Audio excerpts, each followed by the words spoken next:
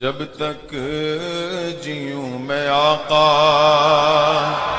کوئی غم نہ پاس آئے، کوئی غم نہ پاس آئے۔ اللهم صل على سيدنا ومولانا محمد معدن الجود والكرم وآله وأصحابه الكرام وابنه الكريم وبارك وسلم صلاة دائمة سرمدا أبدا۔ عزیزان گرامی وقار، سب سے پہلے میں آپ تمامی حضرات کو عید الاضحیٰ کی خوب مبارکبادی پیش کرتا ہوں۔ اللہ تعالیٰ اس عید کو ہم سب کے لیے خیر و عافیت والی عید بنائے، اور اس عید کی برکت سے مولا جملہ وباؤں اور بلاؤں سے ہم سب کی حفاظت فرمائے۔ آج عید الاضحیٰ ہے اور تقریباً پوری امت آج عید الاضحیٰ کی 2 رکعت ادا کرنے کی۔ میرے عزیزو، اس عید الاضحیٰ میں ایک عظیم پیغام ہے، اور سارے لوگ جانتے ہیں کہ یہ بہت ساری یادوں کا ایک مجموعہ ہے، بہت ساری یادوں کا ایک مجموعہ ہے۔ اس میں سنت ابراہیمی ادا کی جاتی ہے، حضرت سیدنا ابراہیم علیہ الصلاۃ والتسلیم کی قربانی کی یاد تازہ کی جاتی ہے، اور حجاج کرام انہی دنوں میں عرفات، منی، مزدلفہ میں اپنے ارکان ادا کر رہے ہوتے ہیں، مناسک حج ادا کر رہے ہوتے ہیں۔ ان میں بھی ہر رکن تقریباً کسی نہ کسی کی یاد ہے۔ وہاں پر صفا مروہ پر دوڑنا حضرت حاجرہ کی یاد ہے، منی میں مذبح میں جا کر حضرت ابراہیم علیہ السلام کی قربانی کی یاد حجاج کرام تازہ کرتے ہوئے اپنے بکروں کی اور جانوروں کی قربانیاں پیش کرتے ہیں، کنکریاں مارتے ہیں، یہ حضرت ابراہیم علیہ السلام کی یاد ہے۔ عرفات میں قیام کرتے ہیں، میرے آقا صلی اللہ تعالیٰ علیہ وسلم کی سنت پر مزدلفہ میں آتے ہیں، کنکریاں چنتے ہیں، رسول پاک صلی اللہ علیہ وسلم کی ادا ہے۔ تقریباً یوں سمجھ لیں کہ حج مبارک بہت ساری یادوں کا ایک مجموعہ ہے، اور امت کو یہ یادیں ٹرانسفر کرتے رہنا چاہیے، منتقل کرتے رہنا چاہیے۔ لوگ یہ سمجھتے ہوں گے کہ ہر عید، بقرعید پر، عید الاضحیٰ پر یہی ابراہیم و اسماعیل علیہ السلام کے قصے اور ان کے واقعات کیوں سنائے جاتے ہیں۔ میں کہتا ہوں مسلمانوں پر یہ واقعات سنانا واجب ہے، اخلاقی واجب ہے۔ اس کی وجہ یہی ہے کہ وہ اپنی آنے والی نسلوں کو یہ یادیں تازہ کرتے رہیں، اور ان تک یہ تمام روایات اور سنتیں نقل کرتے رہیں۔ ہمارے دین کا سب سے بڑا خاصہ یہی ہے کہ یہ تواتر سے چلا ہے۔ ہمارا دین جو ہے سینہ بسینہ اور سلسلہ بسلسلہ چلتا ہوا آیا ہے۔ اس لیے ہم سب کو چاہیے کہ ان ایام میں اپنے اپنے اولاد کو، اپنی نسلوں کو ان کی یادیں بتائیں، اور یہ تمام واقعات بتائیں کہ کیا ہوئے تھے۔ میں تفصیل میں نہ جاتے ہوئے آج کے دن کا ایک عظیم پیغام آپ سب تک پیش کرنا چاہوں گا۔ بقرعید میں ویسے تو تفصیلی جو واقعہ ہے وہ یوں ہے، اس کا میں اجمال بتا کر کے اپنا میسج دینا چاہتا ہوں۔ سیدنا ابراہیم خلیل اللہ علیہ الصلاۃ والتسلیم اللہ تعالیٰ کے ایک نبی ہیں، برگزیدہ پیغمبر، ایسے جلیل القدر نبی کہ انبیاء کرام علیہ السلام 1,24,000 کم و بیش نبیوں میں حضور اکرم صلی اللہ تعالیٰ علیہ وسلم کے بعد جو سب سے بڑا مرتبہ ہے وہ حضرت ابراہیم علیہ السلام کا ہے۔ حضور صلی اللہ علیہ وسلم کے بعد جو سب سے بڑا مقام ہے وہ حضرت ابراہیم علیہ السلام کا۔ سیدنا ابراہیم علیہ الصلاۃ والتسلیم کی اولاد نہیں تھی، آپ نے تقریباً 90 سال عمر پائی اس وقت تک، بلکہ آپ کی عمر اس سے بھی زیادہ ہوئی۔ جب آپ کی عمر پاک 90 سال تک ہوئی تب تک کوئی اولاد نہیں تھی۔ آپ کی زوجہ ایک حضرت سارہ ہیں اور دوسری حضرت حاجرہ ہیں۔ پھر روایات یہ بتاتی ہیں کہ 100 سال کی عمر ہو گئی، لیکن حضرت ابراہیم علیہ السلام نے دعا کرنا نہیں چھوڑا تھا۔ یہاں سے یہ پتہ چلتا ہے کہ بندہ مایوس نہ ہو۔ ویسے تو 70 سال 80 سال مرد کے ہو جائیں تو وہ اپنی اولاد ہونے سے مایوس ہو جاتا ہے کہ اب میری عمر نہیں رہ گئی، لیکن وہ خلاق کائنات جسے چاہے عطا کرے۔ جب وہ حضرت مریم کو شوہر کے بغیر ان کو بیٹا دے سکتا ہے، اور حضرت صالح علیہ السلام کی پتھر سے اونٹنی پیدا کر سکتا ہے تو وہ پھر مولا تعالیٰ 90 سال کیا 100 سال کے بعد بھی چاہے تو اولاد عطا کر سکتا ہے۔ دعا کرنا ترک نہ کریں۔ حضرت ابراہیم علیہ السلام کی دعا قرآن پاک میں موجود ہے، آپ یہی دعا کرتے تھے، رب ہب لی من الصالحین، اے اللہ مجھے صالح اولاد عطا فرما، صالحین میں سے مجھے نسل عطا فرما۔ حضرت ابراہیم علیہ الصلوۃ والتسلیم کی اس دعا کو قرآن پاک میں بھی آپ تلاوت میں پائیں گے۔ حضرت ابراہیم علیہ الصلوۃ والتسلیم کی اس دعا کو اللہ تبارک و تعالیٰ نے قبول فرمایا، اور پھر اللہ تعالیٰ نے ارشاد فرمایا کہ ہم تمہیں ایک بیٹا عطا کرتے ہیں۔ وہ کیسے معاملات ہوئے یہ بھی دیکھیے۔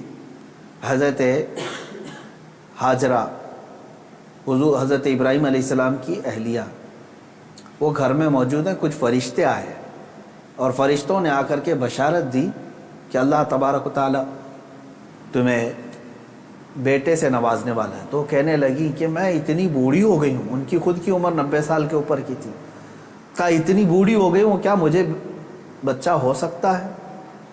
فرشتوں نے کہا ہاں، اللہ تبارک و تعالیٰ جو غالب حکمت والا ہے وہ چاہے تو ہو سکتا ہے۔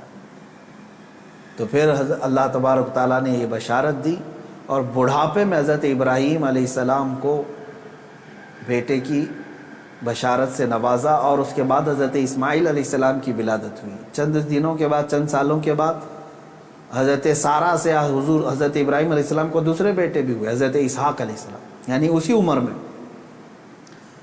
اور یہ وہ لوگ ہیں، یہ 2 بیٹے ایسی عمر میں ہوئے۔ اب یہاں بتاتا ہوں میں آپ کو صبر کا اور استقامت کا پھل کتنا عظیم ہوتا ہے۔ 100 سال تک ابراہیم علیہ السلام صبر کرتے رہے اولاد کو، اور اس کے بعد اللہ نے اولاد دیا۔ 2 بیٹے تھے، ایک اسماعیل علیہ السلام اور دوسرے اسحاق علیہ السلام۔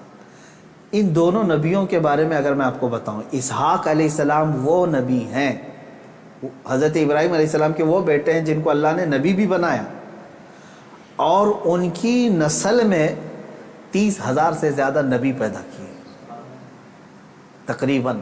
بنی اسرائیل پوری نسل جو ہے وہ اسحاق علیہ السلام کی نسل ہے۔ اسحاق علیہ السلام کے بیٹے یعقوب علیہ السلام، یعقوب علیہ السلام کے بیٹے یوسف علیہ السلام، یہاں سے پوری بنی اسرائیل چلی، اس میں ہزاروں نبی آئے۔ ابراہیم علیہ السلام کو ایک بیٹے اسحاق علیہ السلام کی نسل میں سارے نبی عطا کیے، اور دوسرا بیٹا جو اسماعیل علیہ السلام عطا کیے، ان کی نسل میں تو سید الانبیاء حضور صلی اللہ علیہ وسلم عطا ہے، محمد الرسول اللہ صلی اللہ علیہ وسلم علیہ افضل التحیت و اکمل التسلیمات۔ تو یہ حضرت ابراہیم علیہ السلام کی دعا کا نتیجہ تھا، اور صبر اور استقامت کا۔ آج جو مجھے پیغام دینا تھا وہ یہی ہے۔ میں نے آیت کریمہ بھی خطبے میں یہی پڑھی۔ بے شک وہ لوگ جنہوں نے یہ کہا اللہ ہمارا رب ہے، ان الذین قالوا ربنا اللہ، بے شک وہ لوگ جنہوں نے کہا اللہ ہمارا رب ہے، ثم استقاموا، پھر اس پر جم گئے، یہ ہے استقامت۔ استقامت کہتے ہیں ڈٹے رہنا، جمے رہنا۔ اب اس کے متعلق جو قرآن کہتا ہے تتنزل علیہم الملائکہ، ان پر اللہ تعالیٰ فرشتے اتارتا۔ کیا کہتے ہوئے آتے ہیں فرشتے؟ اللہ تخافوا ولا تحزنوا، گھبراؤ مت، ڈرو مت، ہم تمہیں وہ بشارت دینے آئے ہیں جس جنت کا اللہ نے تم سے وعدہ کیا ہے۔ تھوڑے دن اور باقی رہو، تھوڑے دن اور جمے رہو، اور ڈٹے رہو۔ یہ استقامت کرتا ہے بندہ، استقامت پر فائز ہوتا ہے تو فرشتے اس کی مدد کے لیے اترتے ہیں۔ ہاں اتنا ہے کہ ہلا دیے جائیں گے، تمہارے خواہشات کے خلاف معاملات آئیں گے، تمہارے نفس کے خلاف معاملات آئیں گے۔ اسی پر جمے رہنے کا نام استقامت ہے۔ اور استقامت کا معنی اتنا عظیم ہے کہ صوفیہ اکرام نے کیا فرمایا معلوم ہے؟ الاستقامت فوق الکرامت، عربی میں فرمایا استقامت جو ہے یہ کرامت سے بھی بڑھ کر کے ہے۔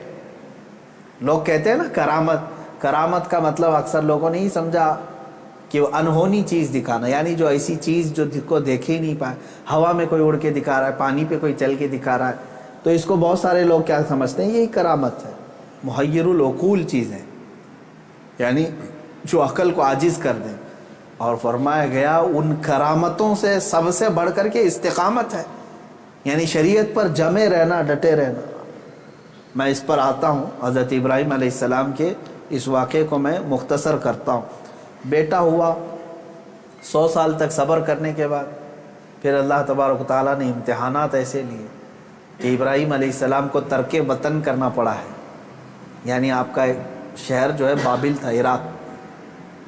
واقعہ تفصیل سے آپ کو پھر کبھی، وہاں آپ کو ہجرت کرنا پڑا، وہاں سے وطن چھوڑ دیا آپ نے، آپ کو جان کی بازی بھی لگانی پڑی، آگ میں آپ کو ڈالا گیا ہے، جان کے ساتھ بھی آپ کا امتحان ہوا، اس میں بھی آپ استقامت پر تھے۔ جب آپ کو نمرود آگ میں پھینک رہا تھا، جبرائیل علیہ السلام آئے اس وقت اور پوچھنے لگے الک حاجت یا خلیل اللہ، اے اللہ کے خلیل کوئی حاجت ہو تو بتائیں۔ تو حضرت ابراہیم علیہ السلام آگ میں پھینکے جا رہے، اس وقت بھی کیا کہتے ہیں؟ ہاں ہے حاجت لیکن اللہ سے، میرا مولا میرے ساتھ ہے۔ یہ استقامت اور توکل کا اعلیٰ درجہ۔ تیسرا اب جو ہوا آپ کے ساتھ وہ اولاد، اور آپ کو یہ بھی میں بتا دوں کہ اب اولاد دیا اللہ تعالیٰ نے، پھر حکم یہ فرمایا، خواب میں حضرت ابراہیم علیہ السلام کو یہ کہا گیا کہ آپ اپنے بیٹے کی قربانی دیں اللہ کی بارگاہ میں۔ لیکن ابراہیم علیہ السلام نے خواب میں دیکھا تو اس کے بدلے میں آپ نے جانتے ہیں تقریباً آپ نے 100 اونٹوں کو ذبح کر دیا، اونٹ ذبح کیے۔ شاید اس خواب کی تعبیر یہ ہو۔ دوسرے دن پھر خواب وہی آیا، پھر آپ نے ذبح کیے۔ تیسرے دن پھر خواب آیا، تب آپ نے یقین کے ساتھ یہ فرمایا کہ مجھے میرے بیٹے اسماعیل کی ہی قربانی کا حکم دیا جا رہا ہے۔ پھر حضرت ابراہیم علیہ السلام، یعنی اونٹوں کے ذبح کرنے میں مال بھی تو کتنا قربان ہوا۔ تو اب میں جو بتانا چاہ رہا ہوں اب وہ آخری بات سنیں۔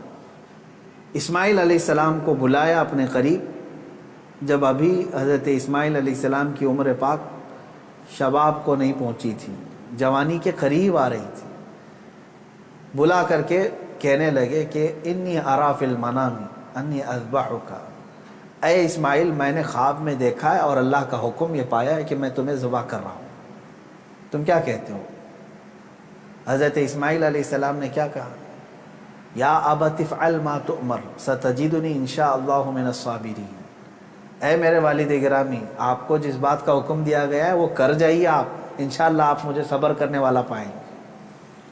اسماعیل علیہ السلام بیٹے کو کوئی یہ کہے، اب یہ اسی کے لیے شاعر نے یہ کہا ہے، یہ مکتب کی کرامت تھی کہ فیضان نبوت تھا، سکھائے کس نے اسماعیل کو آداب فرزندی۔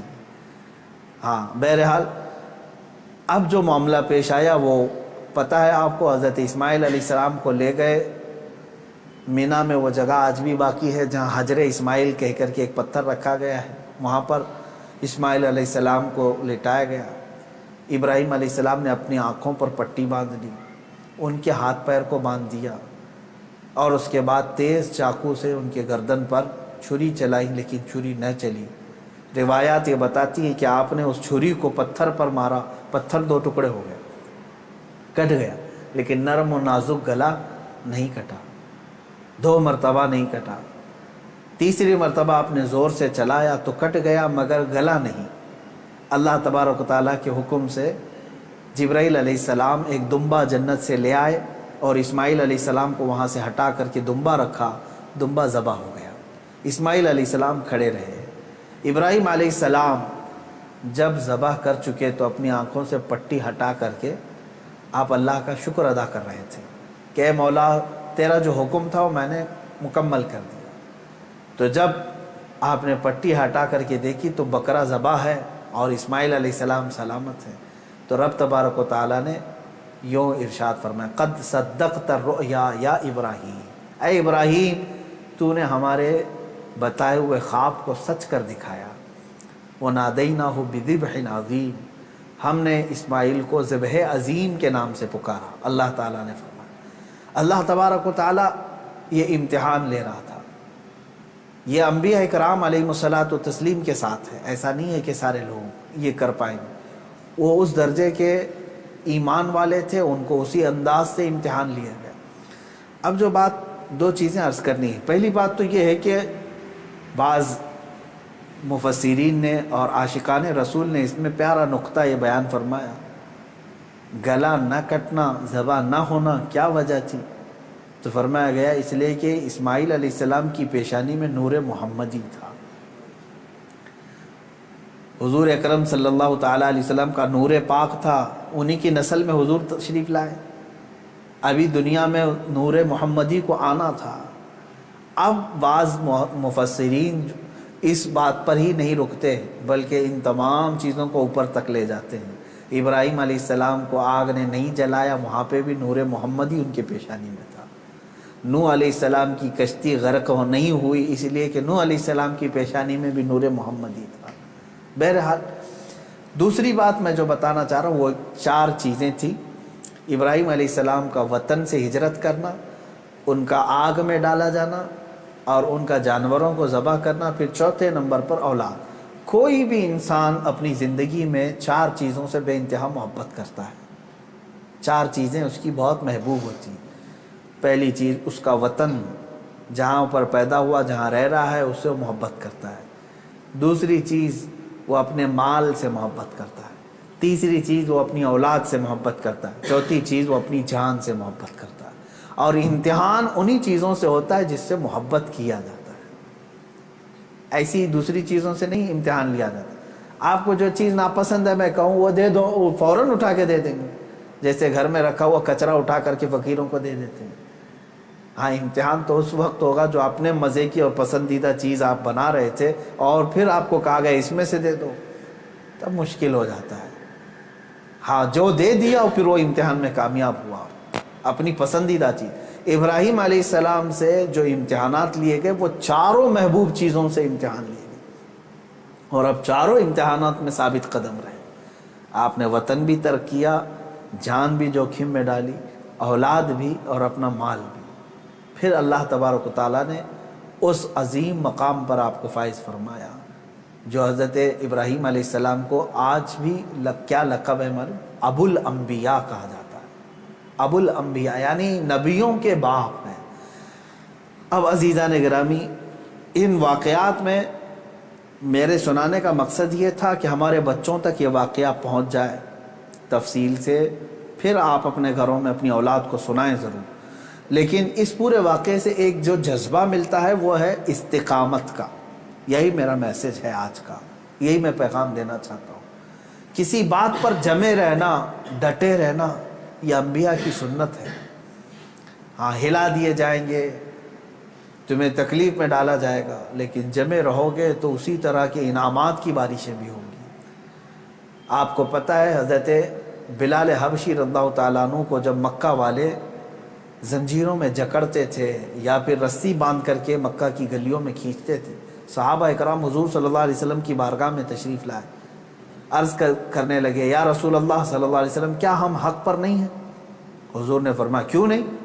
کہا پھر کیوں ہمیں اتنی تکلیف دی جاتی ہے، کیوں ہمیں اس طرح سے غریب صحابہ کو مارا جاتا؟ ہم حق پر ہیں تو پھر یہ ہمارے اوپر حاوی کیوں ہوتے ہیں؟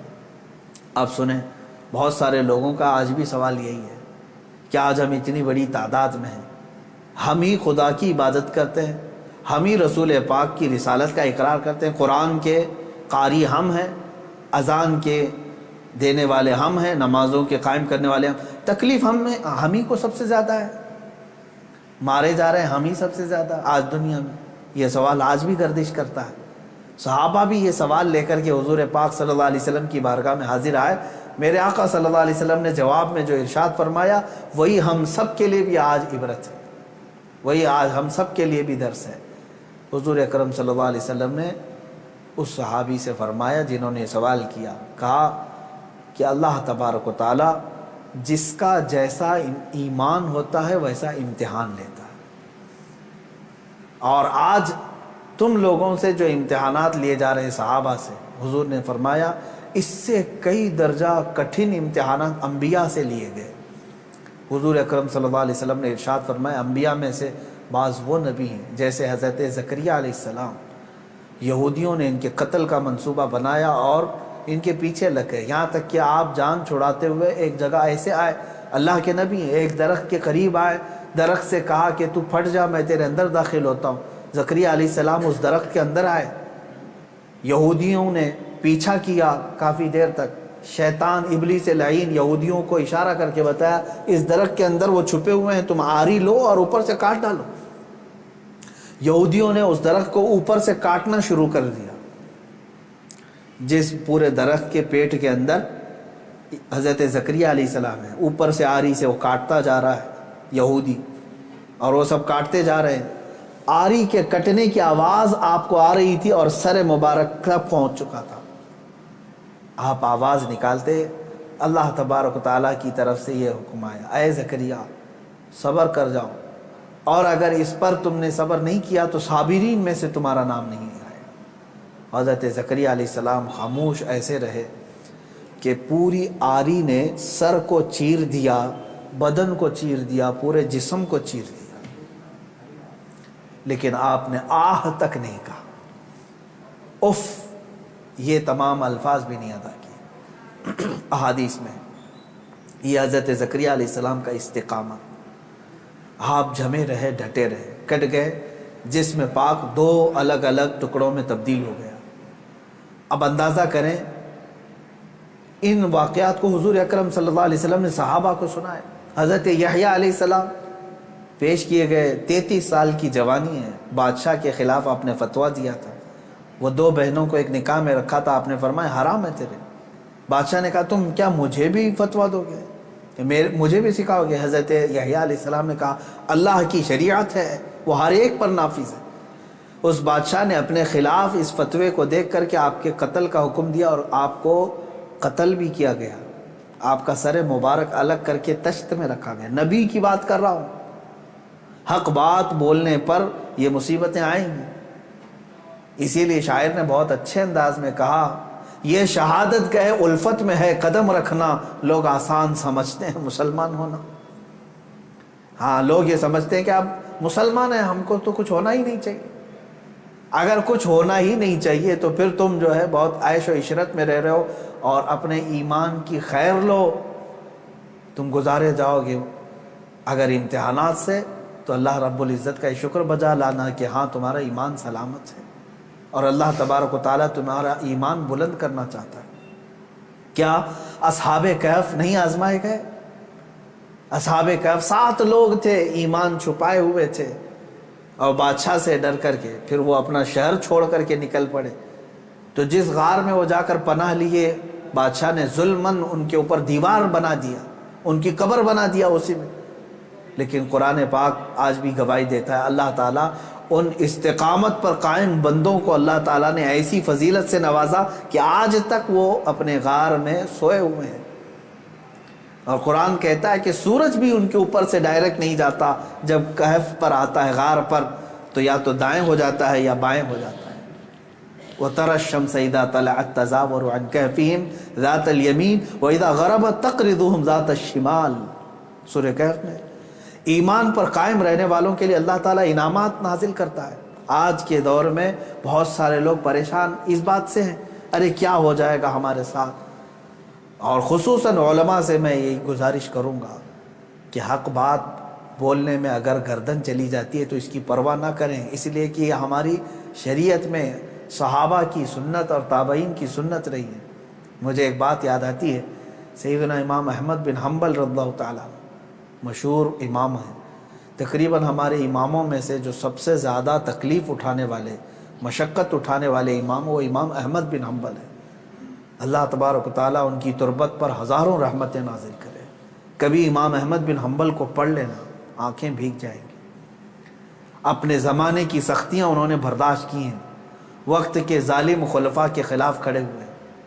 خلیفہ بنتے تھے، کچھ لوگ سیاست میں آتے تھے اور اپنی طاقت کے زور پر چاہتے تھے کہ ہمارا ہی حکم نافذ ہو، شریعت نہیں، قرآن نہیں۔ بہت سارے نفس پرست اس طرح کے بادشاہ آئے، بہت سارے لوگ ایسے آئے ہر زمانے میں۔ اسی لیے اقبال نے سچ کہا تھا، ستیزہ کار رہا ہے ازل سے تا امروز، شرار ابو لہبی سے چراغ مصطفیٰ۔ یعنی مصطفیٰ کریم صلی اللہ علیہ وسلم کے اس چراغ کو ابو لہب کی شرارتوں سے، اس کے چنگاریوں سے ہمیشہ معرکہ رہا ہی ہے۔ امام احمد بن حنبل کو کوڑے مارے جاتے تھے۔ کوڑا جو ہے چمڑے کا ایک بیلٹ ہوتا تھا، کافی موٹا، اور ننگی پیٹ کر کے جب مارا جاتا تھا. آج کے زمانے میں اگر مارا جائے تو میں سمجھتا ہوں چمڑی اس سے لگ کر کیا جائے گی. 100 کوڑوں کی سزا ہوتی تھی. اکثر 100 کوڑوں میں تو لوگ انتقال کر جاتے. حضرت امام احمد بن حنبل کو 3 خلفاء آئے نئے اور ہر ایک نے کوڑے مارے. ہر ایک نے کہ تم اپنا حکم بدل دو. وہ حق بات پر قائم تھے اور قائم رہے.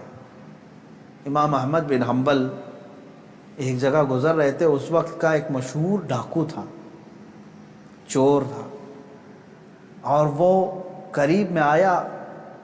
امام احمد بن حنبل سے جو بات کہہ رہا تھا آج ہم سب کے لیے عبرت ہے. اس نے کہا, اے احمد بن حنبل, 300 کوڑے کھائے تم نے, 100 200 300. مجھے دیکھو, میں نے تقریباً چوری کے جرم میں 1500 کوڑے کھائے, لیکن ابھی بھی چوری چھوڑا نہیں. میں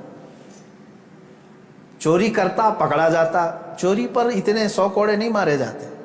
کبھی 20 کوڑے, کبھی 25 کوڑے, کبھی 40 کوڑے. قاضی اس طرح لگاتے رہے.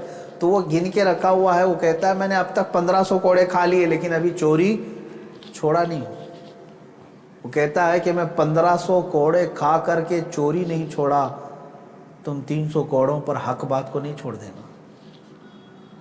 100 کوڑے کھا کر کے استقامت اور حق بات سے تم ہٹ نہیں جانا. امام احمد بن حنبل رضی اللہ تعالیٰ عنہ اس بات سے بہت متاثر ہوئے اور انہوں نے اس کو بیان فرمایا کہ اس کے ایک جملے نے مجھے اور بڑا حوصلہ دے دیا.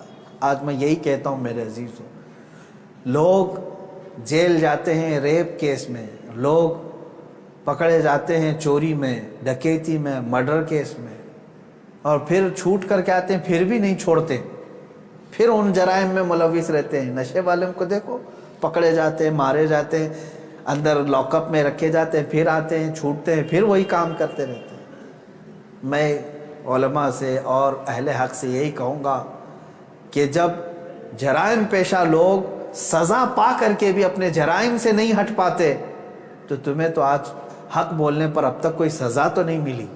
ہونا یہ چاہیے کہ اگر حق بات بولنے پر مجھے سزا بھی مل جائے تو میں حق بات پھر سر چڑھ کر کے بولوں گا, کہ پھر میں پھانسی کے پھندے پر بھی بولوں گا, تختہ دار پر بھی بولوں گا. یہ حق بات اور جرأت کے ساتھ بولنے کی ہر ایک کے اندر اللہ توفیق عطا فرمائے. آج سخت ضرورت ہے. میں مسلمانان ہند سے یہ کہوں گا, اب حالات ایسے ہیں کہ تمہارے استقامت کا امتحان ہوگا. تم ایمان پر کتنے ڈٹے ہو, تم شریعت مصطفیٰ صلی اللہ تعالیٰ علیہ وسلم پر کتنے جمے ہو, یہ تمہیں آزمایا جائے گا. آج بہت سارے صلح کلی وہ ہیں سیکولر جو اپنے آپ کو کہتے ہیں, وہ یہ بھی اچھا وہ بھی اچھا. چھوڑو میاں کائے کا فساد. ہم کوئی فساد کی بات نہیں کر رہے ہیں, ہم صرف اتنی بات کہہ رہے ہیں جس نبی کا تم نے کلمہ پڑھا ہے اس نبی سے وفاداری کرو, اس رسول پاک صلی اللہ تعالیٰ علیہ وسلم کے پورے ہو جاؤ. تم اپنے ماں باپ کے خلاف گالیاں سننا نہیں چاہتے اور حضور پاک صلی اللہ علیہ وسلم پر گالیاں دی جاتی ہیں, تب تم کہتے ہو نہیں یہ سیکولر چیز ہے, سب چلتا ہے. معاذ اللہ رب العالمین. ایسی سیکولر بھاڑ میں جائے, اور ایسی سیکولرزم سے ہم پناہ مانگتے ہیں, اللہ کی پناہ. ایسی منافقت سے جس میں بندے کا ضمیر اور اس کا ایمان ختم ہو جاتا ہے. اے میرے عزیزو, استقامت کو سیکھو اور اس پر قائم رہو, جمے رہو. صحابہ اکرام کی تاریخ پڑھو گے, تابعین اولیاء کاملین کی تاریخ پڑھو گے, تمہیں پتہ چلے گا. میں بار بار اپنی تقریروں میں ذکر کرتا رہتا ہوں, علامہ کفایت علی کافی رحمۃ اللہ علیہ, مجاہد آزادی, ایسے بزرگ عالم دین ہیں جن کو انگریزوں نے پکڑ کر کے گرفتار کر کے اپنے قلعے میں رکھا. تقریباً 7 دن تک آپ کے جسم پر گرم استری پھیرتے تھے, گرم کر کے استری کو, پریس جو ہوتی اس کو جسم پر پھیرتے تھے, چمڑی جل جاتی تھی. اور جب رات کا وقت ہوتا تھا تو ان جلی ہوئی چمڑیوں پر وہ انگریز نمک چھڑکتے تھے, جسم پر نمک مارتے تھے. اور اس کے باوجود اتنے پر کم نہیں, اسی کافی رحمت اللہ علیہ کو بھرے چوک پر بازار میں پھانسی کے پھندے پر انہوں نے لٹکایا. ایک جم غفیر نے دیکھا, مجمع عام میں آپ کو پھانسی پر لٹکایا جا رہا تھا, لیکن ذرا برابر بھی پیشانی پر شکن ہے, چہرے پر ملال ہے, کہیں کوئی افسردگی ہے، پشیمانی ہے، کچھ نہیں ہے، کھلا چہرہ، تختہ دار پر جانے والا بھی عاشق رسول یہ گنگناتے ہوئے جاتا ہے، کوئی گل باقی رہے گا نہ چمن رہ جائے گا، پر رسول اللہ کا دین حسن رہ جائے گا۔ اطلس و کم خواب کی پوشاک پہ نازاں نہ ہو، اس تنے بے جان پر خاکی کفن رہ جائے گا۔ سب فنا ہو جائیں گے، سب فنا ہو جائیں گے وہ لیکن حشر تک، سب فنا ہو جائیں گے کافی وہ لیکن حشر تک، نعت حضرت کا زبانوں پر چلن رہ جائے گا۔ یہ حضرت کفایت علی کافی رحمۃ اللہ تعالی علیہ کی استقامت ہے۔ ایک اور بزرگ ہیں حضرت عنایت احمد کاکوروی رحمۃ اللہ علیہ، ان کو سزا دی گئی انڈمان نکوبار میں کالا پانی۔ علامہ فضل حق خیرآبادی رحمۃ اللہ علیہ، کچھ وہ علماء بھی ہیں جن کو ایسی سزائیں دی گئی تھی کہ ریڑھ کی ہڈی توڑ دی گئی تھی، وہ کھڑے نہیں ہو سکتے تھے، یعنی ان کو 5-5 6 سال تک ایسی جگہ پر بٹھایا گیا کہ ان کی گردن سیدھی نہیں ہو سکتی تھی، چھت اتنا نیچے کر کے ان کو اس طرح سے رکھا گیا کہ پوری کمر کی ہڈی سے لے کر کی گردن تک مڑ چکی تھی۔ ایک انگریز وہ خود اپنی کتاب میں لکھتا ہے کہ دلی کی سرزمین پر میں اپنے ایک بڑے آقا سے ملنے کے لیے گیا تو اس کے گھر میں کباب کی بو آ رہی تھی۔ میں نے پوچھا اتنی رات گوشت کے بھوننے کی خوشبو کہاں سے؟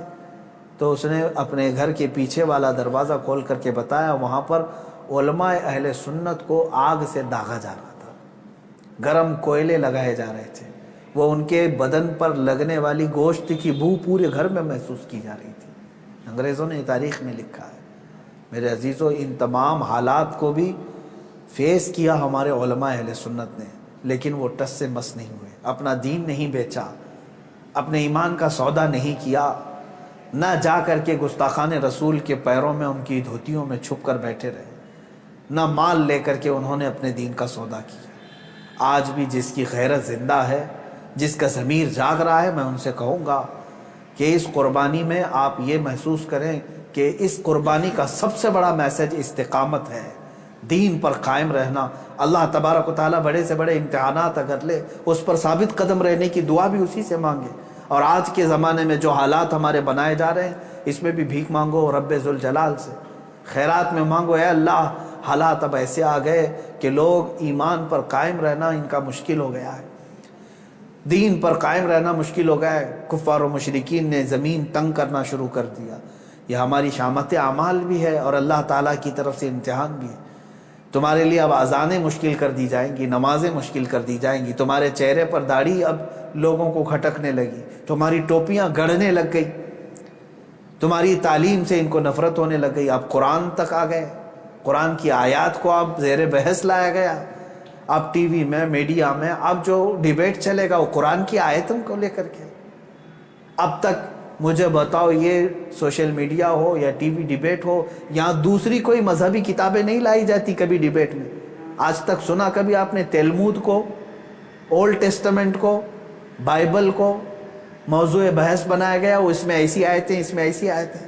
آج تک کبھی سنا آپ نے؟ یا پھر ہندوؤں کی مقدس کتابیں، چائنیز کی جو مقدس کتابیں، بدھزم کی جو مقدس کتابیں، نہیں لایا جاتا۔ موضوع بحث اگر کوئی چیز ہے تو قرآن عظیم ہے۔ آج قرآن پاک کو ٹارگٹ کیا جاتا ہے، اس کی آیتوں پر بحث کیا جائے۔ کیا ہو گیا مسلمانوں کو؟ آج تمہارا امتحان ہے۔ ہاں کسی وقت اگر موقع آیا تو میں ضرور پیش کروں گا۔ یہ جن آیات کو لے کر کے آج بحث کر رہے ہیں، تقریباً سارے مذہب کی کتابوں میں یہ میسج ملے گا۔ جہاد کے متعلق باتیں کرنے کے لیے قرآن پاک کو یہ ٹارگٹ بناتے ہیں اور کہتے ہیں کہ اس میں جہاد اور لوگوں کو قتل و غارت کرنے کی تعلیم دی جاتی ہے۔ یہ جن جن آیتوں کو کوٹ کرتے ہیں، میں چیلنج کے ساتھ کہتا ہوں اسی طرح کا میسج میں ہندوؤں کی کتاب میں بھی بتا سکتا ہوں اور عیسائیوں کی کتابوں میں بھی بتا سکتا ہوں، لیکن جانبداری ایسی ہے کہ ان کتابوں کو چھوا بھی نہیں جاتا، بات بھی نہیں کی جاتی۔ قرآن پاک پر آج سب حرزہ سرائی کرنے پر مشغول ہیں۔ میں علماء سے کہتا ہوں، ہزاروں کی تعداد میں علماء اہل سنت موجود ہیں، عشاقان رسول موجود ہیں۔ اب تمہارے استقامت کا امتحان ہے، جمے رہو ایمان پر، ڈٹے رہو، آ جاؤ مصطفیٰ کریم صلی اللہ تعالیٰ علیہ وسلم کے اخلاق حسنہ پر۔ تم نے دنیا بہت دیکھی، عیاشیاں بہت کر لی، فیشن شو بہت کر لی، اپنے نفس کو بہت راضی کر لیا۔ کچھ مصطفیٰ کریم صلی اللہ علیہ وسلم اور ان کے رب ذوالجلال کو راضی کرنے کے لیے بھی کام کر لو۔ تم نے کپڑے پہنے اپنے نفس کو راضی کرنے کے لیے اور چند شیاطین کو اور چند دوستوں کو راضی کرنے کے لیے، اپنے چہرے کی حیت بنائی، اپنے گھر بار کو بنایا چند لوگوں کو راضی کرنے کے لیے۔ اے مسلمانوں، آج اپنے رب ذوالجلال کو راضی کرنے کی طرف بھی تو قدم بڑھاؤ کہ میں جس کی طرف لوٹایا جانے والا ہوں اس کو بھی راضی کرنے کا میں کوئی تو کام کروں۔ میں چہرے میں، کپڑوں میں، اپنے لباس میں، اپنے گھر میں، اپنے کھان پین میں اللہ اس کے رسول کو راضی کرنے کی بھی کچھ کام کروں۔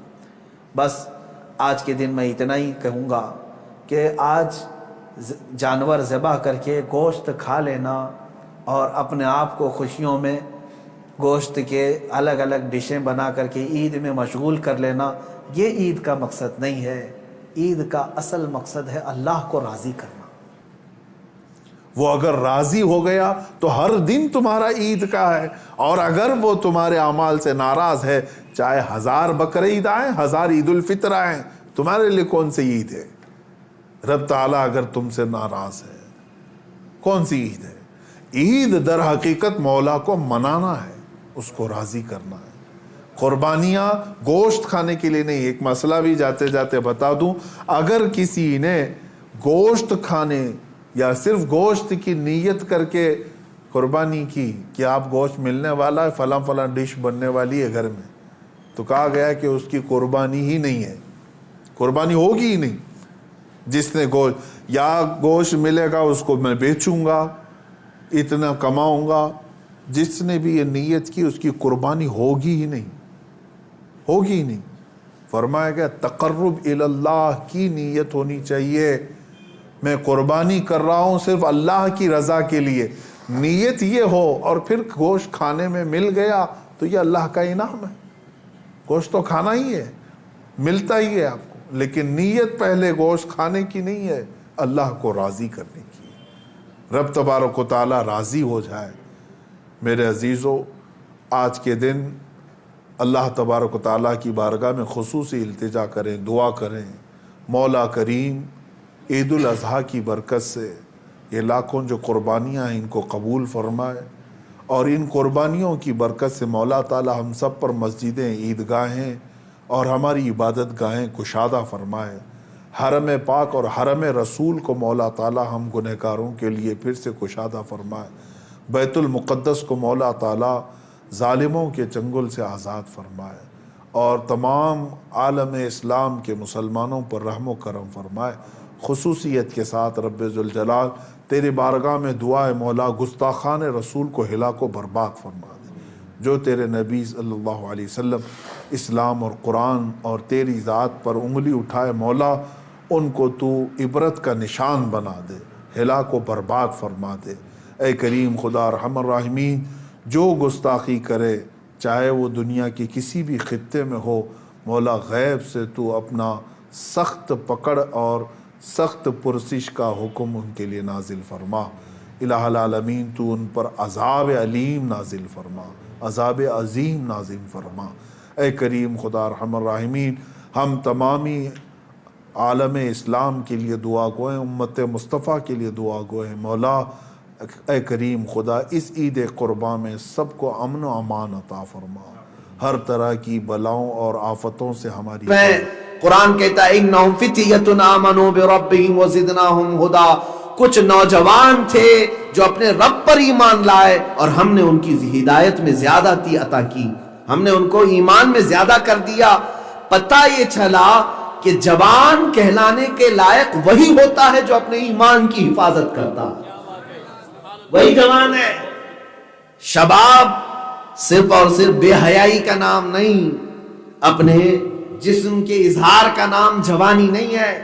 تم اگر اپنے آپ کو باڈی بلڈر کہو، اپنے جسم کی نمائش کر لو، لیکن اگر ایمان کی حفاظت کرنے کا سلیقہ تمہارے پاس نہیں ہے تو تم نامرد کہلاؤ گے، نوجوان نہیں ہے وہ۔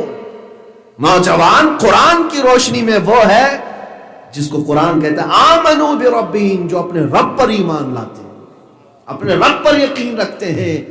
اے نوجوانوں، یہاں سے یہ بات پتہ چلتی ہے کہ جوانی جو دی گئی ہے وہ ایمان کی حفاظت کے لیے دی گئی ہے. جوانی جو دی گئی ہے وہ ظالموں سے ڈرنے کے لیے نہیں.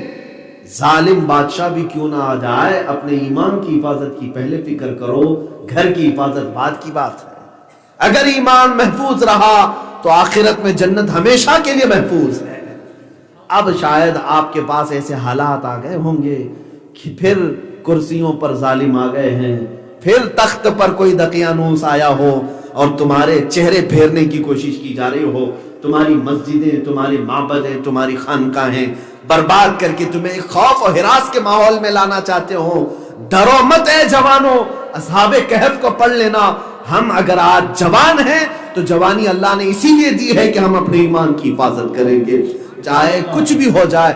آج اگر تم اپنے ایمان کی حفاظت کے لیے ان ظالموں سے منہ موڑ لو گے تو پھر دیکھنا جیسے اصحاب کہف کے اللہ حفاظت کر رہا ہے ویسے ہی ان جوانوں کی بھی اللہ حفاظت فرمائے گا. یہ کرسیاں آئیں گی جائیں گی بدلیں گی، اس طرح کے ہزاروں دقیانوس آ کر چلے جائیں گے، لیکن اے جوانوں تم اگر ایمان کی حفاظت کرنے پر لگ گئے تو تمہارے تذکرے صبح قیامت تک بھی جاری رہیں گے. سبحان اللہ. تمہارے تذکرے صبح قیامت تک رہیں گے. جوان وہی ہے جو اپنی جان مال سے زیادہ اپنے ایمان کی حفاظت کی فکر کرے، اپنے ایمان کی حفاظت کی فکر کرے. اب اس اصحاب کہف کے واقعے میں آپ نے کیا کیا سنا. اب تھوڑی سی بات اولیاء کاملین کے آستانوں پر ہم ہیں. یہاں سے یہ بات بھی پتہ چلتی ہے کہ اللہ والے وہ دنیا ترک کر کے جب کسی غار میں بھی آ جائیں تو اللہ تعالیٰ ان کی حفاظت کے لیے سورج کا راستہ تک بدل دیتا ہے. سورج کا راستہ بدل دیا جاتا ہے. قرآن کہہ رہا ہے کہ سورج جاتے ہوئے روشنی کی تیز تھپیڑیں ان کے اوپر نہ لگیں. اللہ اپنے ولیوں کی اس طرح حفاظت کرتا ہے. اور اولیاء کاملین کے متعلق یہ بھی پتہ چلتا ہے میرے عزیزو، حدیث میں یہ بات ملتی ہے کہ جانور جو ہیں، جانور دنیا میں جتنے ہیں قیامت کے دن معدوم کر دیا جائیں گے، ختم، ان کا حساب کتاب نہیں ہے. جنت دوزخ جو کچھ بھی ہے وہ انسانوں کے لیے جنات کے لیے حساب کتاب ہے. جنت انسانوں کے لیے، حساب کتاب انسانوں کے لیے، جانوروں کے لیے نہیں ہے. جانور ختم کر دیے جائیں گے. لیکن میرے آقا صلی اللہ تعالیٰ علیہ وسلم کی احادیث سے پتہ چلتا ہے جانوروں میں ایک جانور اصحاب کہف کا کتا ساتھ میں جنت میں جائے گا. جانور جنت میں نہیں جائیں گے لیکن 5 جانوروں کی تخصیص کی گئی ہے. اس میں سے ایک یہ ہے اصحاب کہف کے ساتھ جو کتا غار میں سو رہا تھا وہ بھی جنت میں جائے گا. اس کی وجہ کیا ہے؟ اللہ والوں کے ساتھ بیٹھا تھا. اللہ والوں کے ساتھ بیٹھا تھا. پتہ یہ چلا کہ میرے عزیزوں جانور بھی اگر اولیاء کے ساتھ رہے تو جنت جا سکتا ہے. تم اشرف المخلوقات ہو، تھام لو ان اولیاء کے دامن کو کہ کل جب یہ جا رہے ہوں گے تمہیں چھوڑ کر نہیں جائیں گے، ساتھ میں لے کر کے جائیں گے.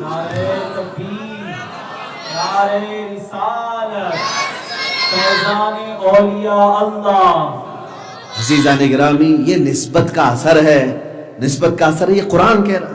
اچھا دوسری بات ایک اور بھی ثابت ہوتی ہے کہ جب اس بادشاہ نے آ کر کے انہیں سونے کے تابوت میں رکھا تو انہوں نے اصحاب کہف نے منع کر دیا کہ نکالو ہمیں سونے کے تابوت سے. یا اولیاء وہ ہیں جو دنیا میں رہتے ہوئے بھی عیش و عشرت کے سامان کو اپنے پاس آنے نہیں دیتے تھے، بعد وفات بھی سونے چاندی کو اپنے آستانوں پر وہ گوارا نہیں کرتے. وجہ یہ ہے اللہ نے جو نعمتیں انہیں جنت کی دی ہیں ان کے سامنے سارا سونا چاندی ہیچ ہے، اس کی کوئی حیثیت نہیں. اولیاء کاملین ہمیشہ ترک دنیا کرتے رہے.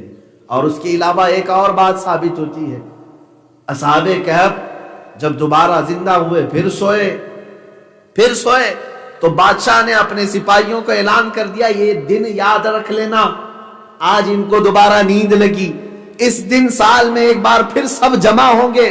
وہاں مسجد بنائی گئی اور آ کر کے ان کا تذکرہ کریں گے اور جوانوں کو بتائیں گے کہ ایمان ہوتا کیا ہے.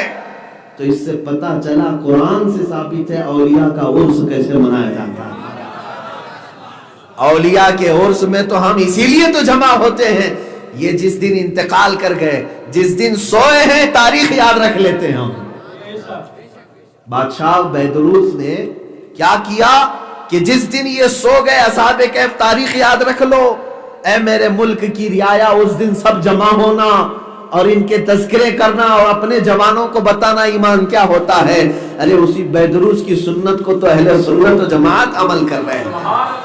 ہم اپنے اولیاء کے سونے کے دن کو یاد کر لیتے ہیں کہ ان کی تاریخ وصال یہ ہے، فلاں کی تاریخ وصال فلاں ہے۔ ہم 6 رجب کو پھر اجمیر میں جمع ہوتے ہیں، اس لیے کہ یہ ایک اللہ کا ولی اسی دن یہاں سویا تھا۔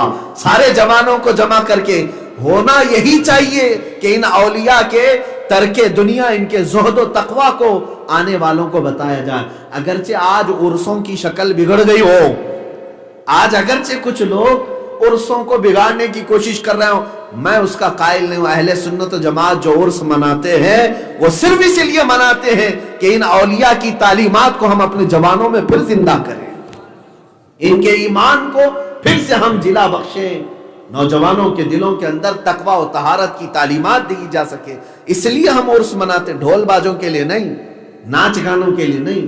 اگر ان میں یہ سب چیزیں شامل کر لی گئی ہیں تو یہ خرافات کے بانی اور موجد وہ لوگ ہیں جنہوں نے شروع کیا۔ ہم تو پاکیزہ عرس کے قائل ہیں، پاکیزہ عرس کے قائل ہیں۔ عرس اولیاء کا ایسا ہو کہ اس میں جانے والے کا دل دھو دیا جائے، پاک ہو کر کے وہ وہاں سے نکلے۔ عزیزان گرامی، یہ اصحاب کہف تھے۔ جوان اصل میں یہی ہیں جنہوں نے اپنے ایمان کی حفاظت کی۔ مجھے یہی حکم ہوا تھا کہ دور پرفتن میں نوجوانوں کی ذمہ داری کیا ہے۔ اے میرے عزیز جوانوں، تم اگر یہ سوچتے ہو کہ اس پرفتن دور میں میری ذمہ داری اچھی نوکری حاصل کرنا ہے، اچھی ڈیوٹی حاصل کرنا ہے، اچھی تعلیم کی طرف جانا ہے، پیسہ زیادہ کمانا ہے، کار آ جائے، بنگلہ آ جائے، گاڑیاں آ جائیں، اچھی نوکری ہو، اچھی شادی ہو، یہ اگر تم ذمہ داری سمجھتے ہو تو یہ ذمہ داری تو اس دنیا فانی کی ہے، اس دنیا فانی کی ہے۔ اصل ذمہ داری جو تمہارے کندھوں پر ہے وہ دین اسلام کی حفاظت کی ذمہ داری ہے، ناموس رسالت کی حفاظت کی ذمہ داری ہے۔ اے نوجوانوں، یاد رکھو قیامت کے دن میرے آقا صلی اللہ تعالی علیہ وسلم ارشاد فرماتے ہیں، لا تزول قدما ابن آدم حتی یسأل عن خمس۔ حضور پاک صلی اللہ علیہ وسلم فرماتے ہیں قیامت کے میدان سے اس وقت تک کسی کے قدم ہٹائے نہیں جا سکیں گے جب تک 5 سوالوں کے وہ جواب نہیں دے دیتا۔ 5 سوالوں کے جواب جب تک نہیں دو گے، ابن آدم میں سے کوئی بھی میدان قیامت چھوڑ نہیں سکے گا، جنت کی طرف جا نہیں سکے گا۔ یہ حدیث ہے، حضور پاک صلی اللہ علیہ وسلم نے فرمایا۔ اس میں سے سب سے پہلا سوال کیا ہوگا؟ اللہ اکبر، میرے آقا فرماتے ہیں سب سے پہلا سوال رب تعالیٰ فرمائے گا، میں نے تجھے جوانی دی تھی کہاں خرچہ کیا؟ میں نے تجھے جوانی دی تھی، تو نے کہاں کہاں خرچہ کیا، حساب دے دے۔ اب بزرگان دین فرماتے ہیں جوانی کا حساب دیتے دیتے کچھ لوگوں کو 300 سال گزر جائیں گے، 300 سال، کسی کو 200 سال۔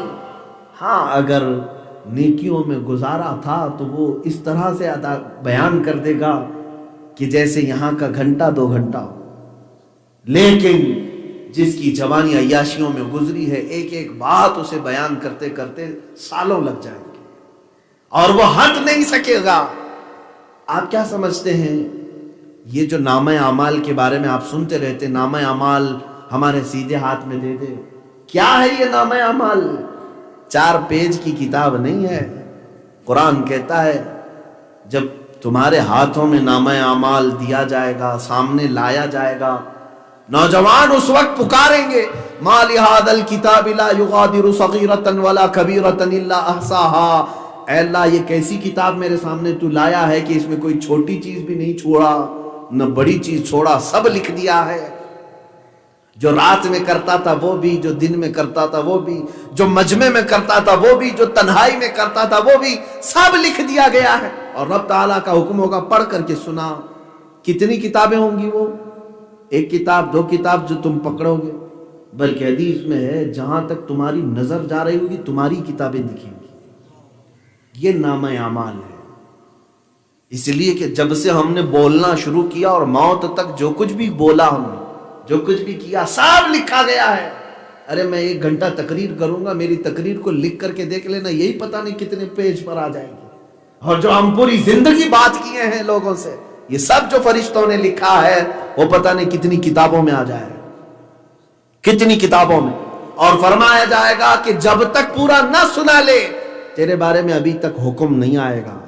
اب مثال کے طور پر آپ سوچ رہے 300 سال کیسے لگیں گے؟ ہاں لگیں گے. میرے عزیز, دکان میں بیٹھنے والے سے آپ اگر سوال کرنا شروع کر دیں, شام کے وقت اپنے ہی آپ اسسٹنٹ کو کہیں کہ صبح سے شام تک کا حساب دے دیں, وہ لائے گا, حساب کرے گا, صبح سے میں شام تک 8 گھنٹے آپ کی دکان میں بیٹھا رہا, اتنا پیسہ آیا, اتنا گیا ہے. یہ تو اجمالی حساب ہو گیا, میں کہوں گا تفصیلی حساب دے دیں.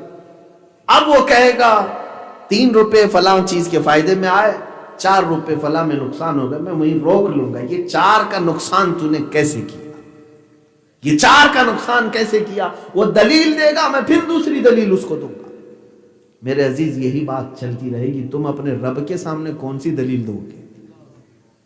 رب تبارک و تعالیٰ تمہیں پکڑ لے ایک بات پر, جوانی کی فلاں رات آئی تھی, تیرا شباب تھا, حسن تیرے پاس تھا, اور میری طرف سے تجھے آواز آئی تھی چلو اللہ کی طرف, تو اپنا بستر چھوڑ کر کے نہیں آیا تھا. وجہ کیا تھی, کیا سبب تھا؟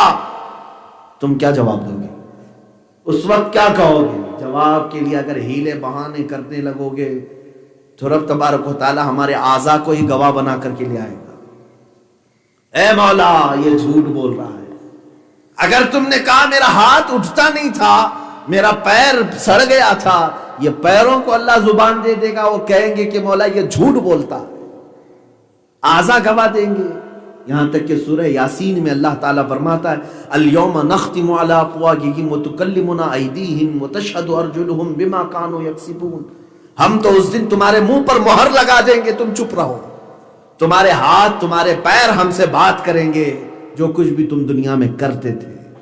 ہاتھ یہ سب بتائے گا اے مولا رات کی تنہائی میں مجھے یہ کن کن کاموں کو استعمال میں لگاتا تھا. پیر بتائے گا کہ مولا یہ کہاں کہاں چلنے کے لیے مجھے استعمال کرتا تھا.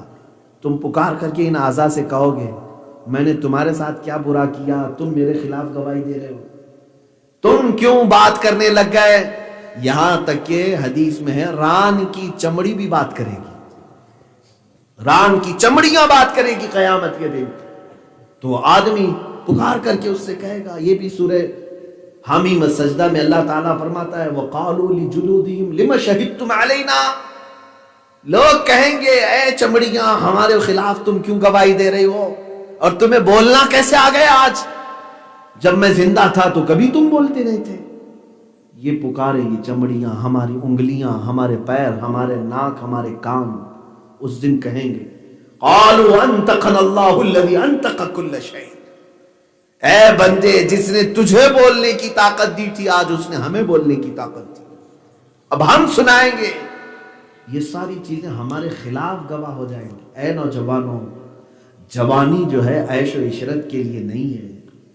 ہاں ایک بات یاد رکھ لو, جس کی جوانی محفوظ ہو گئی اور اس زمانے میں, اس پرآشوب زمانے میں سمجھتا ہوں اللہ کی ولایت اسے مل جائے گی, اللہ کی ولایت مل جائے گی.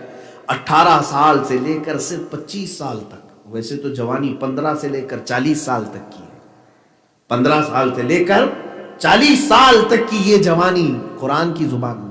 اور میں کہہ رہا ہوں 18 سے 25 سال, یہ 7 سال کوئی محفوظ رکھ لے, اپنے 7 سال اپنے قدموں کو محفوظ کر لے.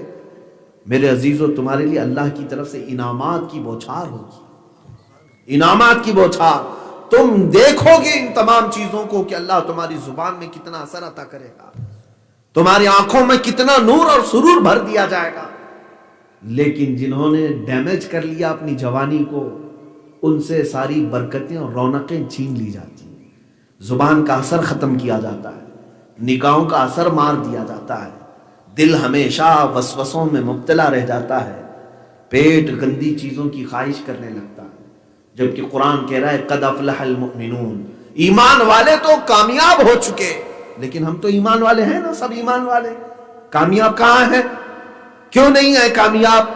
رب تبارک و تعالیٰ سے پوچھو اے مولا تیرا قرآن کہہ رہا ہے ایمان والے کامیاب ہو گئے کامیاب ہو گئے، یہاں کروڑوں مومن ہیں مولا کیوں کامیاب نہیں؟ ہم تو ٹھوکروں پر جی رہے ہیں آج، ہم سے سب چیزیں چھین لی گئی ہیں، ہمارا اقتدار، ہماری سیاست، ہماری طاقت، ہماری دولت سب چھینا جا چکا ہے، گائے بگائے ہمیں مار دیا جاتا ہے۔ اب تو حالات ایسے ہیں، خود جس ملک میں ہم رہ رہے ہیں ہمارا وجود مشکل ہو گیا ہے، اگلے سالوں میں، اگلے چند سالوں میں ہمارا تشخص، ہماری آئیڈینٹی باقی رکھنا مشکل ہو گیا۔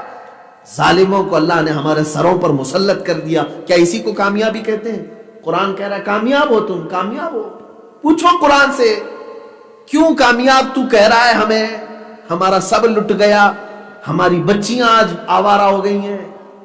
آج ہندوستان کا ماحول یہ ہے میرے عزیزو، لو جہاد کے نام پر جو ظلم کر رہے ہیں، قانون فلاں قانون، قانون، یہ قانون کے نام سے جتنا ڈرایا جا رہا ہے شاید پچھلی صدیوں میں کبھی نہیں ڈرایا گیا ہوگا۔ ہندوستان کے ماحول میں کیا کیا نہیں ہو رہا ہے یہاں پر، آپ سب دیکھ رہے ہیں کہ بنام اسلام اور بنام کفر اب جنگ شروع ہے۔ یہاں پر ابھی کوئی معاملات جو ہے مائنورٹی میجورٹی کے نہیں چل رہے ہیں، بلکہ صرف اور صرف کچھ لوگوں کو الرجی ہے تو صرف نام اسلام سے الرجی۔ اب کھل کر کے سادھو سنت پنڈت پجاری کہنے لگ گئے کہ مسلمانوں کو ملک چھوڑنا چاہیے، ان کو جانا چاہیے یہاں سے۔ میرے عزیزو یہ آدم علیہ السلام کی زمین ہے، ہم اپنے باپ کی زمین پر ہیں، یہاں سے جانے کا حکم کسی کے مجال نہیں، لیکن حالات یہاں تک لائے گئے، آپ دیکھ رہے ہیں۔ میں نے ابھی چند دن پہلے ایک کسی ایسے ہی بدماش گنڈے کو سنا جو اعلان کر رہا ہے ہماری سنگٹن ہے، کوئی ہندو لڑکا مسلمان لڑکی کو لے کر کے آئے تو ہم اپنے 2.5 لاکھ روپے اس کو دیتے ہیں۔ یہ اعلانات کیے جا رہے ہیں، یہ کھل کر کے آج زہر پھیلایا جا رہا ہے۔ ہم تو پہلے سے یہاں پر امن و امان کے ساتھ رہتے آئے ہیں، میاں 700 سال مسلمانوں نے یہاں حکومت کی، لیکن ایسا نہیں ہے کہ مندروں کو توڑ دیا ختم کر دیا، نہیں، باقی رکھا گیا ہے۔ اگر سب توڑ دیا جاتا تو کوئی چیز باقی نہیں رہتی۔ 700 سال میں تم 5 سال میں اتنا نشہ کر رہے ہو۔ اسلام اس بات کی اجازت نہیں دیتا کہ دوسری جو قومیں آباد ہیں ان کے ساتھ ظلم و زیادتی کا معاملہ نہیں کیا جائے گا، لیکن ابھی جو حالات ہیں میں آپ سے گفتگو کر رہا ہوں، زہر بھر دیا گیا۔ جو سیکولر قسم کے لوگ تھے، جو نیوٹرل تھے، وہ بھی آج زہریلے ہو گئے، داڑھی سے الرجی، ٹوپی سے الرجی۔ اب یہ تمام حالات کے بعد میں پوچھتا ہوں، قرآن پھر بھی کہہ رہا تم کامیاب ہو، یہ مسئلہ کیسے سمجھیں گے ہم؟ تو اے نوجوانوں تم خود پوچھو قرآن سے، قرآن تو کہہ رہا ہے کامیاب ہے، کامیاب ہے، کہاں ہے کامیاب؟ وَلَا تَهِنُوا وَلَا تَحْزَنُوا وَأَنْتُمُ الْأَعْلَوْنَ إِن كُنتُم مُؤْمِنِينَ۔ تم گھبراؤ مت، پریشان مت ہو، تم ہی سر بلند ہو، تم ہی فخر کے ساتھ، تم ہی سب سے زیادہ سرفراز ہو، بلند و بالا ہو۔ قرآن تو یہ دعوے کر رہا ہے۔ کیا تم میں سے کوئی یہ سوچ سکے گا کہ قرآن جھوٹی بات کہہ سکتا ہے؟ ایک جملہ تو دور کی بات، ایک نقطہ بھی اس میں جھوٹ نہیں ہوگا۔ لا ریب فیہ، یہ وہ کتاب ہے جس میں شک کی گنجائش نہیں۔ لیکن اب یہ گتھی سلجھائیں کہ کیوں ہم کامیاب کہہ رہا ہے قرآن، کیوں ہمیں کامیاب کہہ رہا ہے؟ جواب آئے گا قرآن کا۔ قرآن کہے گا اے نوجوان یقیناً میں دعویٰ کر رہا ہوں کہ کامیاب ہو، لیکن شرط ہے کہ تیرے سینے میں ایمان ہو۔ تو ایمان پر آ کر کے تو دکھا، تیرے اندر ابھی ایمان کے وہ جذبے ہی نہیں آئے۔ اب میں نے پوچھا ایمان نہیں ہے میرے پاس، میں تو مسلمان ہوں، ہمارا نام احمد ہے، محمد ہے، عبداللہ ہے، زید ہے، خالد ہے، فلاں، ہم تو مومن ہیں، ٹوپی بھی ہے، داڑھی بھی ہے، کرتا بھی ہے، پیجامہ بھی ہے، اب ایمان نہیں ہے ہمارے پاس۔ ہاں اب حدیث میں تمہیں پوچھا جائے گا۔ اب ہم نے پوچھا رسول پاک سے، قرآن کہہ رہا ہے ایمان ہے تو ہم کامیاب ہیں، آقا آپ بتائیں ایمان کسے کہتے ہیں، ایمان کسے کہتے ہیں؟ تب میرے آقا فرماتے ہیں لا یؤمن احدکم حتی اکون احب الیہ من والدہ وولدہ والناس اجمعین۔ تم میں اس وقت تک کوئی مومن نہیں ہو سکتا جب تک کہ وہ مجھ سے اپنے والدین، اپنے بچے اور تمام انسانوں سے زیادہ پیار کرنے نہ لگ جائے۔ جب تک رسول اس کے نزدیک سب سے زیادہ محبوب نہ ہو اس وقت تک کوئی کامل مومن نہیں ہو سکتا۔ اب یہاں آ کر کے ہمیں پوچھنا پڑے گا اپنے سینے سے، اپنے دل سے، اے نوجوان، کیا تو اپنے رسول سے ویسی محبت کرتا ہے؟ کیا تو اپنے بھائی بہن بیٹے ماں باپ سارے انسانوں سے زیادہ اپنے رسول کو چاہتا ہے؟ ہو سکتا ہے تمہاری زبان کہہ دے کہ ہاں میں چاہتا ہوں، لیکن تمہارا دل جھٹلائے گا نہیں، تو نہیں چاہتا اپنے رسول سے، تو کسی اور کے چہرے کو پسند کرتا ہے۔ اگر تجھے رسول سے عشق ہوتا تو تیرا چہرہ ہی بتا رہا ہوتا، اگر تجھے رسول سے محبت ہوتی تو تیرے اعمال ہی بتا رہے ہوتے۔ نہیں میرے عزیز، تو کسی اور کا دل دادا ہے، زبان کچھ اور کہہ رہی، عمل کچھ اور کہہ رہا ہے۔ اسی لیے سیدنا ابو بکر شبلی رحمت اللہ تعالی علیہ فرماتے ہیں، میری زندگی میں سب سے ٹف سوال، سب سے مشکل سوال کیا ہے؟ اگر کسی نے پوچھ لیا کہ آپ رسول اللہ سے محبت کرتے ہیں، میں آپ سے پوچھ رہا ہوں، آپ جواب میں کیا کہیں گے؟ ظاہر سی بات ہے ہاں کہیں گے۔ حضرت ابو بکر شبلی فرماتے ہیں میری زندگی کا سب سے مشکل سوال ہے، اگر نہ کہہ دوں تو ایمان ہی چلا جائے گا، اگر نہیں کہہ دیا محبت نہیں کرتا تو ایمان ہی ختم ہو جائے گا، اور اگر ہاں کہوں تو جھوٹا پڑ جاتا ہوں، کہ دل ملامت کرنے لگتا ہے، تو کہاں اور تیرے رسول کہاں؟ تو کیسی محبت کی بات کر رہا ہے؟ یہاں نوجوان تو وہ ہیں جو 4 دن کے عشق و محبت میں کسی لڑکی کے فدا ہوتے ہیں تو اپنے جسم کو بدل لیتے ہیں۔ اگر محبوبہ نے کہہ دیا کہ تیرے اوپر بلیک اچھا لگتا ہے، سارا بلیک کر لیتا ہے۔ اگر محبوبہ نے کہہ دیا کہ تیرے بال ایسے اچھے لگتے ہیں، وہ بالوں کو تبدیل کر لیا۔ اس کو جو فیوریٹ کلر ہے وہ تمہیں بھی فیوریٹ ہے۔ یہ دنیاوی مجازی عشق میں جو جوان اپنے آپ کو بدل لیتا ہے، میں پوچھتا ہوں اے جوانوں، اپنے رسول کے لیے تم نے اب تک کیا بدلا ہے؟ اب تک اپنے آپ میں کیا چینج کیا؟ مجھے بتاؤ۔ یہی تو آ کر کے ہم پھنس جاتے ہیں۔ قرآن سچ کہہ رہا ہے، آج بھی کامیاب ہم ہی ہیں، لیکن ایمان تو ہو۔ جس کو اقبال نے بہت اچھے انداز میں کہا، اللہ نے یہ تمہارے ساتھ وعدہ کیا ہے، اے جوان تو تخت و تاج کی بات کرتا ہے، ہاں تو پارلیمنٹ کی بات کرتا ہے، کرسی کی بات کرتا ہے کہ یہ میرے پاس نہیں، فلاں میرے پاس نہیں، یہ سب چھوڑ۔ اللہ فرماتا ہے تجھے کیا دوں گا وہ سن، کی محمد سے وفا تو نے تو ہم تیرے ہیں۔ رب تعالیٰ فرماتا ہے کہ محمد سے وفا تو نے تو ہم تیرے ہیں۔ یہ جہاں چیز ہے کیا لوح و قلم تیرے ہیں۔ یہ نوجوان کے لیے اللہ کا وعدہ ہے، تو وفا تو کر اپنے رسول سے، پھر تقدیر تیرے حساب سے لکھ دی جائے، تیری دعاؤں کے مطابق، تیری خواہشات کے مطابق۔ یعنی تقدیر معلق بعض مومنین کے دعاؤں سے بدل دی جاتی ہے۔ عزیزان گرامی، اسی لیے کہا خودی کو کر بلند اتنا کہ ہر تقدیر سے پہلے خدا بندے سے خود پوچھے بتا تیری رضا کیا ہے۔ یہ وہ نوجوان ہیں جو وفا کرتے ہیں اپنے رسول سے۔ اب وفادار جوانوں کی تھوڑی سی مثالیں تمہارے سامنے رکھ دوں۔ وفادار ہوتے کون ہیں؟ جو اپنا سب کچھ نبی کے نام پر فدا کر دیں۔ حضرت انس بن نذیر رضی اللہ تعالیٰ نے، ایک صحابی انس بن نذیر، محبت رسول ہوتی کیا ہے؟ اور نوجوانوں کے اندر آج میں یہی سمجھتا ہوں، اے جوانوں، تمہارے اندر وہ ایمان آ جائے اپنے رسول پر مر مٹنا اور ان کے ناموس اور ان کی عزت کی حفاظت کرنا، تو سمجھ لو اللہ ساری چیزوں کی خود حفاظت کرے گا۔ تمہاری مسجدیں محفوظ ہو جائیں گی، سب چیزیں محفوظ ہو جائیں گی، صرف تم ناموس رسالت کے لیے کھڑے ہو جاؤ، تم اپنے نبی کی عظمت کے لیے کھڑے ہو جاؤ، کیونکہ اللہ رب العزت نے اپنے رسول کو تمہارے درمیان بھیجا۔ کبھی سوچا تم نے؟ اللہ تعالیٰ کی مخلوقات میں ہزاروں مخلوقات ہیں، ہزاروں عالم ہیں، وہ ہر عالم کی رحمت ہے، کسی عالم میں رہ جاتے۔ میرے آقا ہر عالم کی رحمت ہے، فرشتوں کی بھی رحمت ہے، ملائے اعلیٰ کے لیے بھی رحمت ہے، جنات کے لیے بھی رحمت ہے۔ رسول ہمارے محمد صلی اللہ تعالیٰ علیہ وسلم وہ ہر عالم کی رحمت ہے، کسی عالم میں رہ جاتے۔ یہ ان کی مہربانی ہے کہ یہ عالم پسند آیا، ہمارے درمیان اللہ نے انہیں اتارا، مبعوث فرمایا۔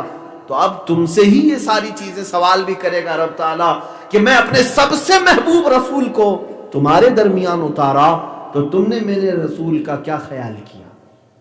تم نے میرے رسول کی ناموس کی کہاں کہاں حفاظت کی؟ اے میرے عزیزو، آج نوجوانوں نے ہلکے میں لینا شروع کر دیا۔ آج تمہیں معلوم ہے سوشل میڈیا کا دور ہے، سوشل میڈیا کا دور، فیس بک، انسٹا، واٹس ایپ، اس میں تو پورے مگن رہتے ہیں سارے لوگ۔ آپ کو خبر ہے آج کی اسی پرفتن دور میں ہندوستان کی بات کر رہا ہوں، اللہ کی پناہ میرا کلیجہ منہ کو آتا ہے بولتے بولتے، کبھی ڈر بھی لگتا ہے۔ 25,000 پوسٹ ہمارے جوانوں نے ایسی نکالی جس میں گندی گالیاں میرے نبی کی شان میں دی گئی۔ پہلے تو ایک کوئی گستاخی کرتا، اب تو سب تل ملاتے تھے، سب کھڑے ہو جاتے تھے۔ ہم برداشت نہیں کرتے اپنے نبی کی شان میں کوئی بات۔ میں 1-2 کی بات نہیں کر رہا ہوں، 25,000 پوسٹ پڑی ہوئی ہیں۔ خود میں آپ کو بتاؤں 100 کے قریب نوجوانوں کی ہم نے ایک ٹیم بنائی جو اس پر ایکشن لے، سائبر کرائم میں کمپلینٹ کرے۔ نوجوانوں نے کرنا شروع کیا، اور جو سوشل میڈیا کی ویب سائٹس ہیں، فیس بک کو رپورٹ کیا، انسٹاگرام کو رپورٹ کیا کہ میرے نبی کی شان میں یہ بہت بھدی اور گندی بات کر رہا ہے، یہاں تک کہ جانوروں کے ساتھ میرے نبی صلی اللہ تعالی علیہ وسلم کے خاکے بنا کر لوگوں نے پوسٹ کیے سوشل میڈیا پر۔ ہم نے پوسٹ کیا، جانتے ہیں رپلے کیا آتا ہے؟ انسٹاگرام سے، فیس بک سے رپلے آتا ہے کہ یہ ہماری کمیونٹی گائیڈنس کے اگینسٹ نہیں ہے، یہ فریڈم آف ایکسپریشن ہے، کوئی بھی اپنے اظہار کر سکتا ہے۔ میرے نبی کو گالیاں دینا آج دنیا کہہ رہی فریڈم آف ایکسپریشن ہے، اپنے اظہار رائے کی آزادی اس کو کہہ رہے ہیں۔ میرے عزیزو، ہم کون سی دنیا میں آج آ گئے، اسی لیے ہمارا سب چھن جائے گا۔ امام غزالی کی وہ بات مجھے یاد آتی ہے، جس زمانے میں رسول پاک کی شان میں گالیاں دی جانے لگی اور امت خاموش رہے، تو وہ انتظار کرے چند دنوں کے بعد ان کی ماں اور بہنوں کو سڑکوں پر لا کر نیلام کیا جائے گا، یہ کچھ نہیں کر سکیں گے۔ ان کے بچوں کے چھیتڑے اڑا دیے جائیں گے، یہ کچھ نہیں کر سکیں گے۔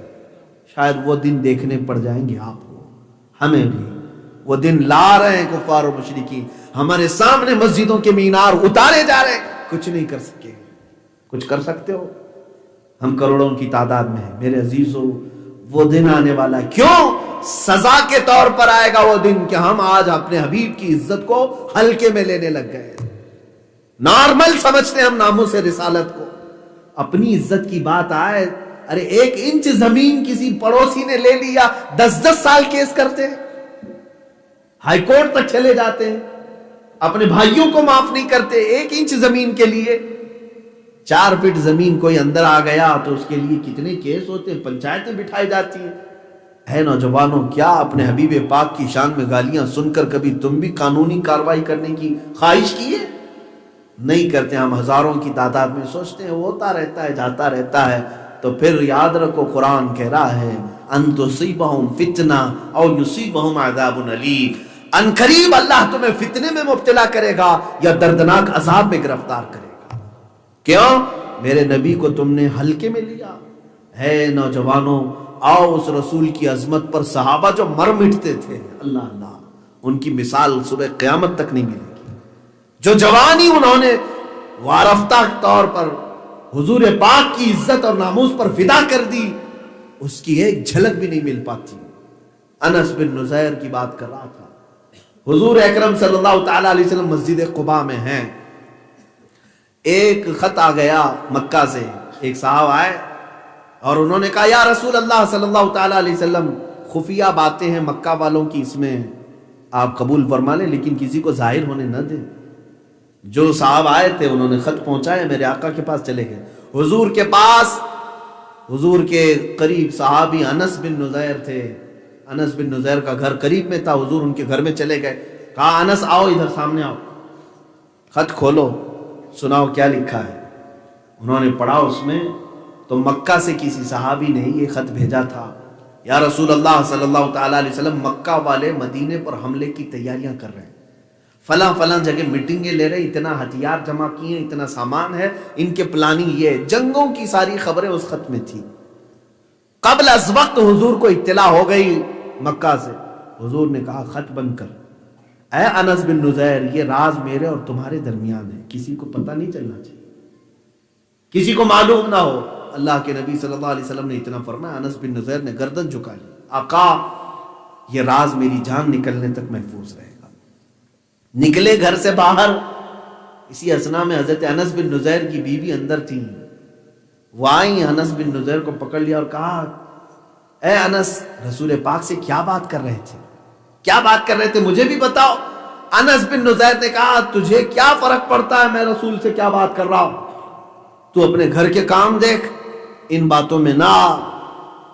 حضرت انس نے ٹال دیا تو بیوی نے کہا اے انس میں نے اندر سے سن لیا، میں نے اندر سے سن لیا کہ مکہ سے خط آیا ہے رسول پاک کے نام پر، اور تم پڑھ کر کے جو سنا رہے تھے۔ اتنا سننا تھا حضرت انس نے گردن پکڑ لی، بالوں سمیت اپنی بیوی کی گردن پکڑ لی اور اپنے ہاتھ میں دبا لیا اور لے کر کے سیدھے دربار رسالت میں آ گئے۔ آئے اللہ کے نبی مجھ انس کو معاف کریں، کہیں میں قیامت کے دن غداروں میں نہ اٹھایا جاؤں۔ آپ کا راز تھا، میں نے افشا نہیں کیا، میری بیوی نے اندر سے سن لیا۔ اے اللہ کے نبی اگر حکم ہو تو میں اس کی گردن الگ کر دوں تاکہ یہ راز ہمیشہ کے لیے محفوظ ہو جائے۔ رسول کریم صلی اللہ تعالی علیہ وسلم نے حضرت انس سے کہا اے انس اسے چھوڑ دو، وہ بھی میری صحابیہ ہے، جس طرح تم حفاظت کرو گے وہ بھی حفاظت کرے گی۔ حالانکہ ان کی بیوی خیانت دار نہیں تھی، کوئی دوسری عورت نہیں تھی، وہ خود صحابیہ تھی، اس کے باوجود حضرت انس نے ان کی گردن پکڑ لی، یہ راز رسول اللہ کا ہے۔ یہ حفاظت کرنے کے لیے وہ اپنوں کو تک نہیں دیکھتے تھے۔ میرے نبی کی عزت اور عظمت پر کوئی بات آئے، کون بیوی کون باپ۔ حضور پاک کی بارگاہ میں ایک بار صحابہ بیٹھے، ابو عبیدہ بن جراح رضی اللہ تعالیٰ عشرہ مبشرہ میں سے، جن کو حضور نے امین الامت کہا، آئے ایک دن چادر اس طرح سے ڈھک کر کے کوئی چیز سامنے لے کر کے آئے، خون ٹپک رہا تھا۔ حضور اکرم صلی اللہ تعالیٰ علیہ وسلم کے پاس آئے، حضور نے پوچھا کیا ہے ابو عبیدہ؟ چادر ہٹائی تو ایک انسانی کھوپڑی تھی، انسانی سر تھا گردن سے الگ کیا ہوا۔ حضور پاک صلی اللہ علیہ وسلم نے پوچھا یہ کیا ہے؟ کہا یا رسول اللہ یہ میرے باپ کا سر ہے، میرے باپ کا۔ کہا یہ کیسے؟ کہا میں نے قتل کیا۔ کہا باپ کا قتل کیا؟ میرے آقا کھڑے ہو گئے۔ کسی کو اپنے باپ کے قتل کی اجازت کیسے دی جا سکتی ہے؟ تو انہوں نے کہا آقا مجھے یہی تو بات کھائے جا رہی ہے، اس لیے تو آپ کے دربار میں آیا ہوں۔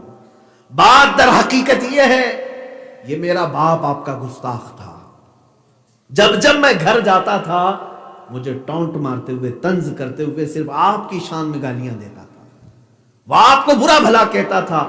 میں نے کئی دنوں اس کو سمجھایا میرے باپ کو کہ جو بولنا ہے مجھے بول، میرے نبی کو مت کر، میرے آقا کی بارگاہ میں کچھ نہ کہہ، مجھے گالیاں دے لے، لیکن یہ مانتا نہیں تھا، ہر بار آپ کی شان میں بولتا تھا۔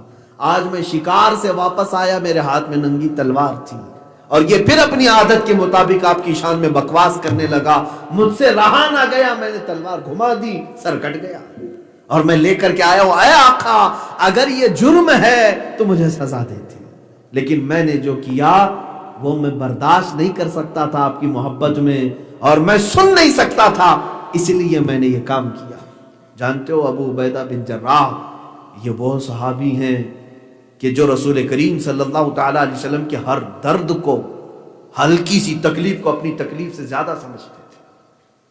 جنگ احد میں جب میرے آقا صلی اللہ تعالیٰ علیہ وسلم پر ایک ظالم کافر نے لوہے کی ٹوپی اٹھا کر کے مار دیا تو حضور پاک کے چہرے پر آ کر کے وہ لگی، اور تانت ہی کہتے ہیں نا لوہے کی، وہ حضور پاک کے رخساروں سے اندر جا کر کے دانت میں پھنس گئی تھی، دانت میں پھنس گئی، اور گالوں کے اندر سے جا کر کے وہ دانت کا ٹکڑا پھنسا ہوا تھا۔